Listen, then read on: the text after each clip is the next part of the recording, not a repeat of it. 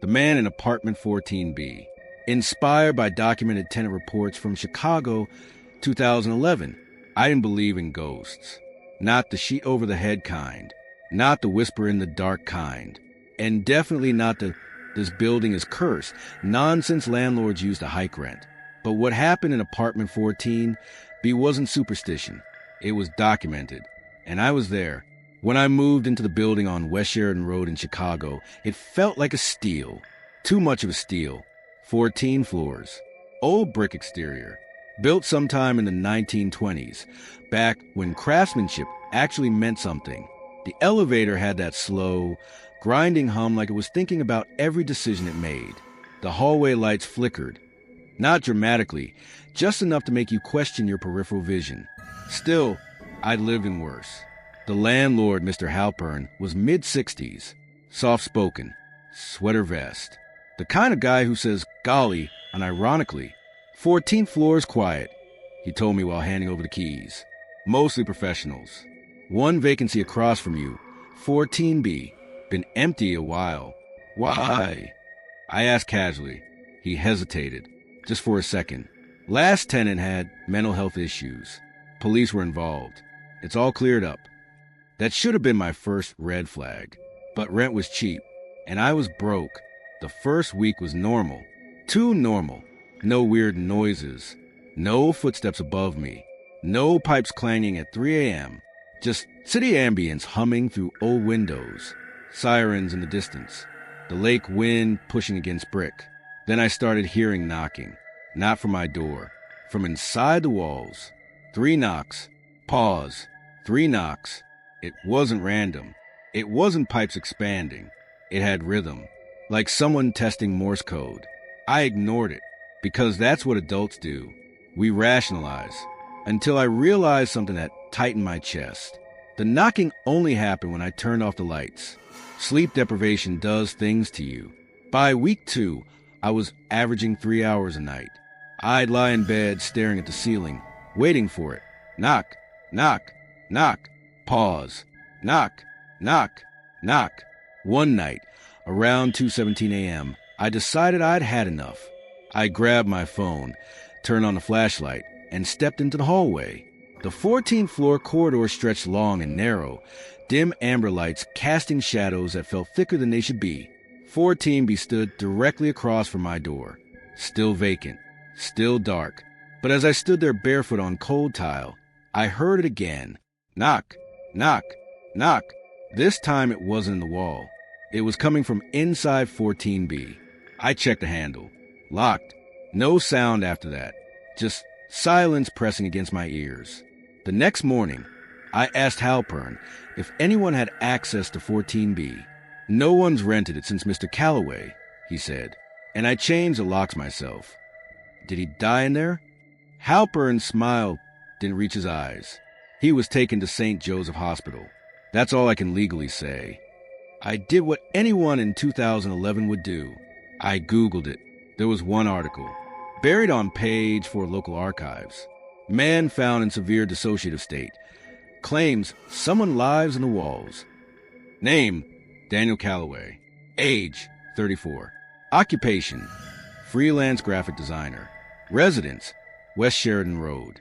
The article said neighbors reported hearing him scream at night. Said he accused the building of breathing. Said he carved symbols into drywall, claiming he was mapping the hollow spaces. He was found dehydrated, malnourished, repeating the phrase, "He knocks back." I laughed when I read that. Actually laughed. Because that's easier than admitting your stomach just dropped. Week 3, the knocking changed. Instead of 3 and 3, it became irregular. 2 knocks. Pause. 1 knock. Long pause. Then scraping. Like fingernails dragging slowly across plaster. I started recording it on my phone. When I played it back the next day, there was nothing. Complete silence. That's when I began questioning myself. Lack of sleep. Stress. New environment. Auditory hallucinations are common in sleep deprivation. I looked that up too. But here's what messed me up. The pattern started responding. One night, heart pounding, I knocked on my wall. 3 times. There was a long pause. Then, 3 knocks back. From the other side. You can explain a lot of things. But not that. I called the police the following night after hearing what sounded like something heavy falling inside 14B. 2 officers showed up, checked the door, forced it open. I stood behind them as they stepped inside. The apartment was empty, dust everywhere, no furniture, no footprints. But on the living room wall near the floor, there were faint indentations, like something had been pressing outward from inside the wall, trying to get out. One of the officers looked at me. "You sure you're sleeping okay, man?" That question lingered longer than it should have, because I wasn't sure anymore. The final night before everything went wrong, I woke up at exactly 2:17 a.m. No knocking, no scraping, just silence. Too much silence. Then I heard something different. Breathing. Not in the wall. Not in the hallway. Behind me. Inside my room. Slow. Measured. Like someone trying very hard not to be noticed. I didn't move. I couldn't. My body felt pinned by something heavier than fear. The breathing got closer to my ear. And then a whisper. Clear as day. "You knocked first." The lights flicked on by themselves. The room was empty, but my bedroom wall had 3 fresh cracks in it, perfectly spaced, like knuckles had pushed through from the other side. Police reports later called it stress-induced psychosis. They said I damaged the wall myself. They said Daniel Calloway never mentioned knocking in official statements. But here's what they don't put in reports. 2 weeks after I moved out, a new tenant rented 14A, and 3 days later, he called the landlord complaining about noise in the walls. 3 knocks. Pause. 3 knocks. I didn't move out right away. That's the part people don't understand when I tell them this. They ask, "Why didn't you just leave?" Because fear doesn't work like that. It doesn't shove you out the door. It convinces you to stay and prove you're not crazy. The morning after I heard the whisper, I stared at those 3 cracks in my bedroom wall for almost an hour. They weren't random fractures. They were aligned, measured, intentional. I pressed my fingers against them. Cold, solid, no hollow space, no give, just drywall. I told myself I must have done it in my sleep. Maybe I'd slammed something into it. Maybe I was losing time. That thought scared me more than ghosts. I skipped work, called in sick, spent the entire day researching the building. Turns out it was built in 1926 by a contractor named Harold M. Wexler. There were blueprints archived online through the city's property records. I downloaded them, studied them.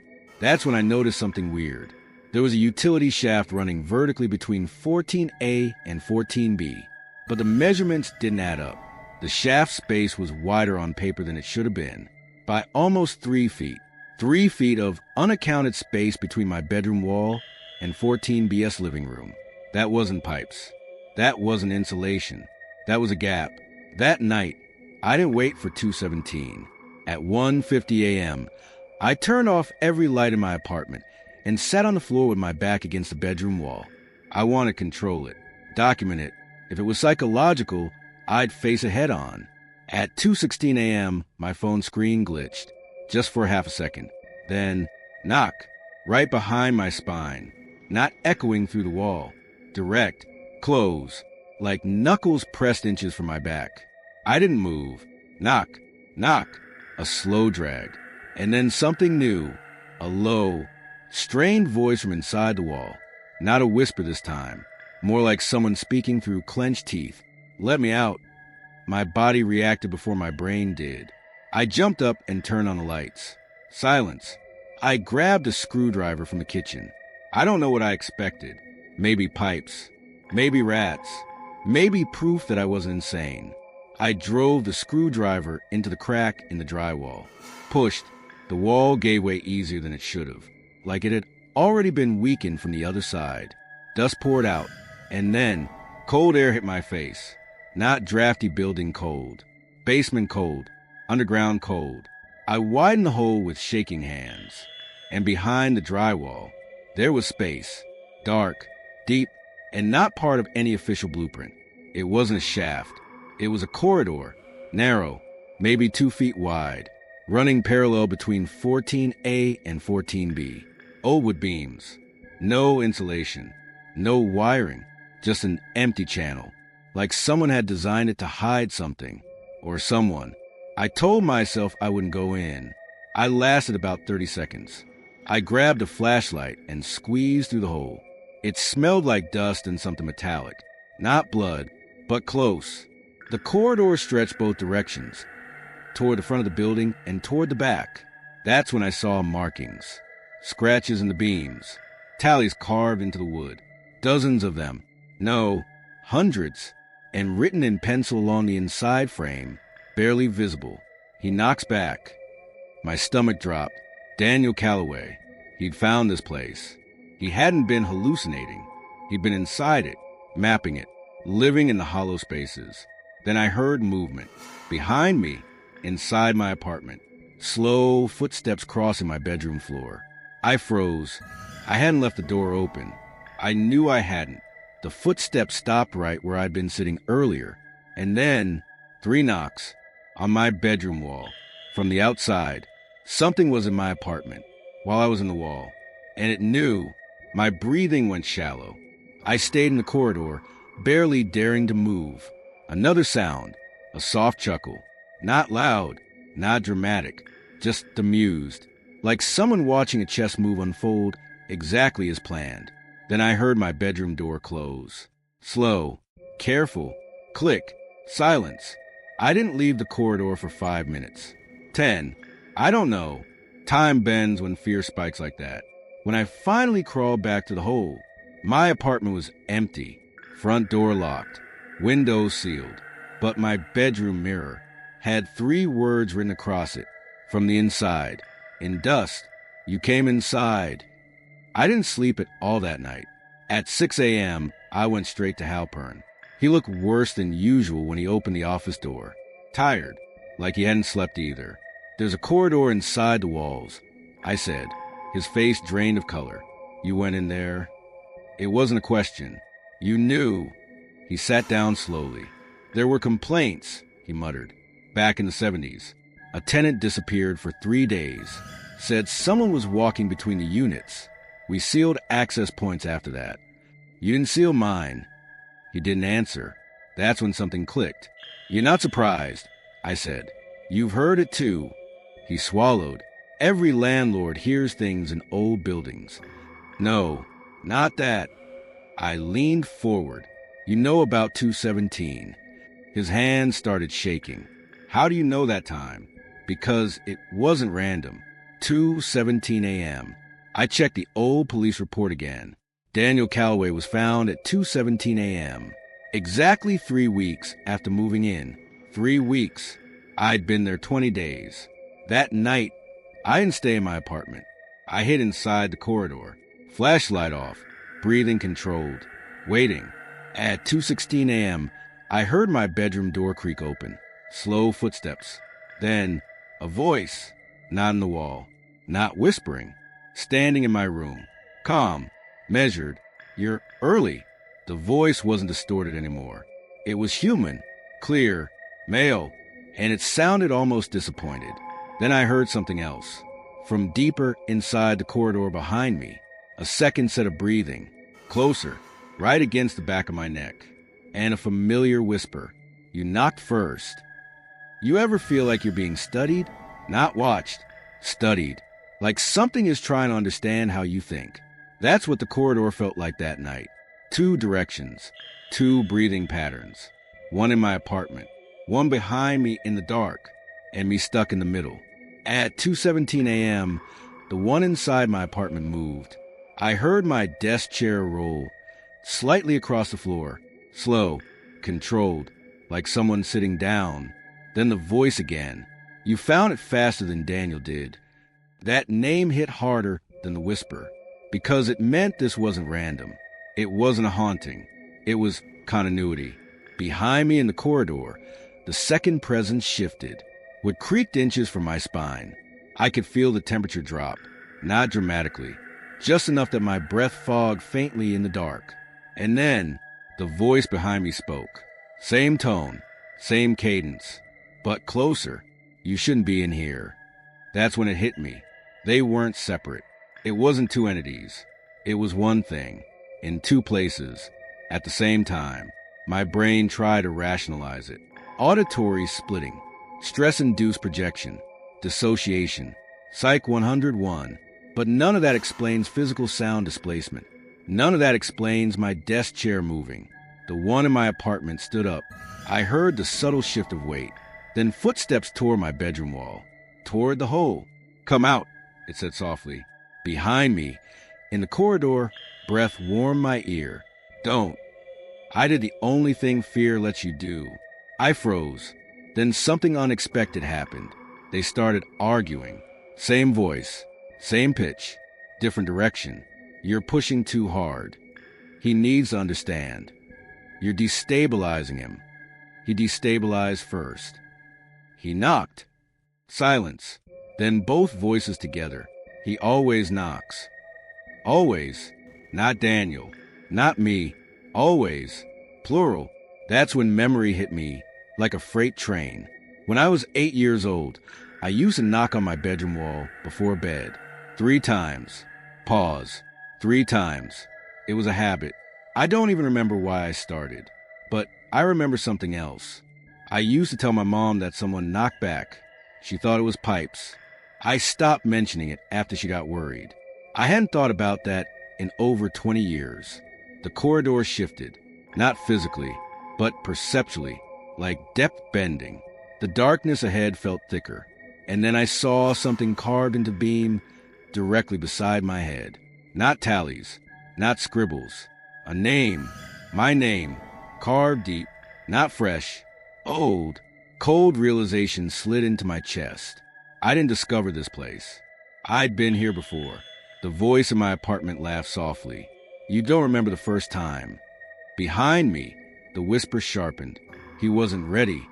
My mind started pulling fractured images forward. A childhood apartment. Old brick. Narrow hallways. A landlord who wore sweater vests. That wasn't a coincidence. That wasn't nostalgia. That was this building. I didn't move here randomly. My mother moved us out when I was 9. Suddenly, no explanation. The breathing behind me shifted again. Closer. And for the first time, I felt a hand. Not grabbing. Not violent. Just resting gently between my shoulder blades. Warm. "Human, you stayed in the walls too long last time," it said. My vision tunneled, because the implication was worse than any ghost. This wasn't something haunting the building. This wasn't something choosing tenants. It was something that forms when someone breaks. Daniel didn't find the corridor. He built it, not physically, psychologically. And I did too, as a child. Dissociative coping mechanisms can create identity splits. Extreme isolation can externalize inner voices. Shared delusions can transfer between susceptible individuals. I knew all of that. I'd studied enough psychology podcasts at 3 a.m. to understand theory. But theory doesn't explain carvings older than you remember making them. Theory doesn't explain landlords who look terrified when you mention 217. The version of the voice in my apartment stepped closer to the wall. I could feel it, right on the other side of drywall. "You're stronger now," it said. Behind me, the hand pressed slightly firmer. "Don't let him in." That word, him, singular. So there was a dominant one, and a resisting one, and I was the anchor. Suddenly the corridor wasn't safe. It wasn't neutral ground. It was a pressure chamber, and something was shifting. The breathing in my apartment grew heavier, less controlled. The whisper behind me more urgent. "He wants to switch." My stomach dropped. Switch. Positions. Inside. Outside. At 2:18 a.m., the lights in my bedroom shut off. I hadn't turned them on, which meant the one inside had. The footsteps approached the wall again. Then knuckles pressed against drywall. 3 knocks. Slow. Measured. From my side. The wrong side. Behind me. The whisper became frantic. "Don't answer." But something inside me, something old, felt compelled. Like muscle memory. Like ritual. My hand lifted toward the beam in front of me. Without permission. Without thought. And I knocked. 3 times. Pause. 3 times. The corridor went silent. The apartment went silent. Even the building felt like it stopped breathing. Then, the wall behind me cracked. Not the drywall. The wood beam, splitting, opening. And through that fracture, I saw my bedroom. But not from the hole. From eye level, standing upright, on the other side. And the thing standing in my room was me, but thinner, paler, eyes hollowed, smiling like it hadn't slept in years. There's a specific kind of fear that doesn't make you scream. It makes you recognize. And that's worse, because when I saw him, the thinner version of me standing in my bedroom, I didn't feel shock. I felt familiarity, like seeing an old friend you hoped never to meet again. He wasn't a monster. No torn skin. No black eyes. No Hollywood nonsense. He just looked exhausted, cheekbones sharp, lips dry, eyes too aware, like someone who'd been awake for decades. He stepped closer to the crack in the wall, and when he spoke, his voice wasn't layered anymore. It was singular. "Calm, you left me in here." My heart pounded, so hard I thought I might pass out. "I don't know you," I whispered. He smiled faintly. "You do. You just don't remember choosing." The corridor behind me shifted again, but this time the presence felt weaker, fading. The one that had been warning me, protecting me. Its voice came softer now. "You don't have to do this." "Do what?" I hadn't agreed to anything. The other me crouched down, peering through the split beam. "You were 9, he said. "You couldn't handle it, so you split it." Images started punching through my mind. Not full memories. Fragments. My father screaming. Doors slamming. A night where something broke. Something louder than drywall. 3 knocks on my bedroom wall. Pause. 3 knocks back. I told myself it was pipes. But it wasn't. It was me. Psychology has a term for it. Structural dissociation. When a child can't process trauma, the mind divides functions. One part survives. One part stores the damage. One part waits. "You made me hold it," he said quietly. His voice didn't accuse. It stated, "You walked away. You gotta grow up." Behind me, the fading voice tried once more. "He's not stable." The version in my room laughed softly. "Stable? I kept us alive." Suddenly the pieces clicked. Daniel Calloway hadn't been possessed.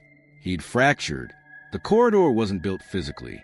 It was built by minds that learned how to survive too well. The building wasn't haunted. It was familiar. People like us end up in places that feel like home to what we buried.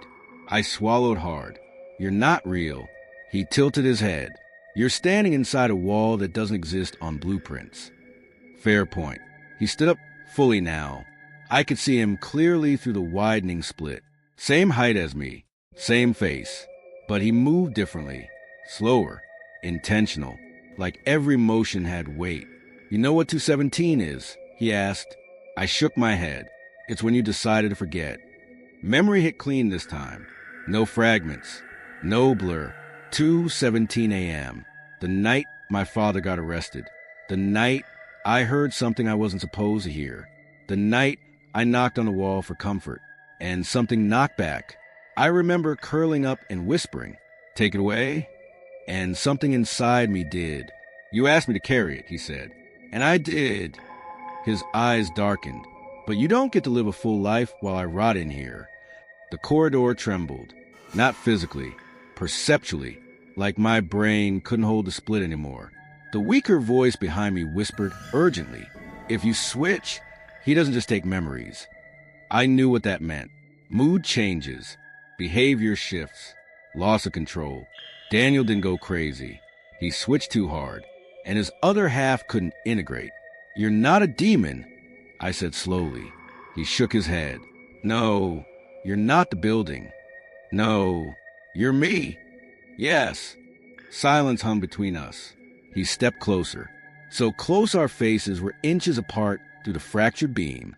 "I'm tired," he said. Not angry, not malicious, just tired. I held the fear, the rage, the night you never processed. I took the insomnia. I took the panic. I stayed in the wall so you could function. The weight of that hit deep. All the unexplained anxiety I'd carried my whole life, the random depressive episodes, the feeling of being watched. It wasn't something chasing me. It was something waiting. What happens if we don't switch? I asked. He gave a sad smile. You keep hearing knocks. And if we do, you feel everything. Behind me, the fading presence finally spoke clearly one last time. Integration hurts. Then it was gone. No more breathing. No more protective whisper. Just me and him. 2:17. I checked my phone. 2:16 a.m. 1 minute. He reached his hand through the crack. It wasn't cold. It wasn't ghostly. It was solid, warm, real. You don't disappear, he said softly. We merge. My throat tightened. Daniel. He nodded once. He fought me, tried to erase me. That's when it breaks. The second hand extended, waiting, not forcing, not threatening, just offering. 2:17 a.m. The building didn't shake. No dramatic thunder. No screaming wind. Just a shift, like a breath finally released after being held for decades. I took his hand, and the corridor vanished. I was standing in my bedroom, alone. The hole in the wall? Gone. The cracks? Gone. The mirror? Clean. But I wasn't the same. I felt heavier, fuller, like a room inside me had been unlocked. And it wasn't empty. It was loud. Memories poured in. The night, the fear, the truth, and the overwhelming grief I'd avoided since childhood.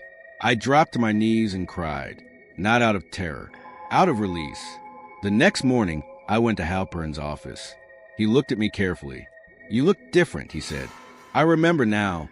I replied. His shoulders relaxed slightly. Good. You knew what this building does. He nodded once. It doesn't create fractures. It attracts people who already have them. I moved out 2 weeks later, not because I was scared, but because I didn't need the walls anymore. Here's the part that will stay with you. The knocking stopped. Completely. No more 2:17. No more whispers. No more corridor. But sometimes, when I'm stressed, when I'm overwhelmed, when I'm about to shut something down emotionally, I feel the urge to knock 3 times. Pause 3 times. And now, I don't ignore it, because nothing was ever in the walls. It was in me, and it always knocked back.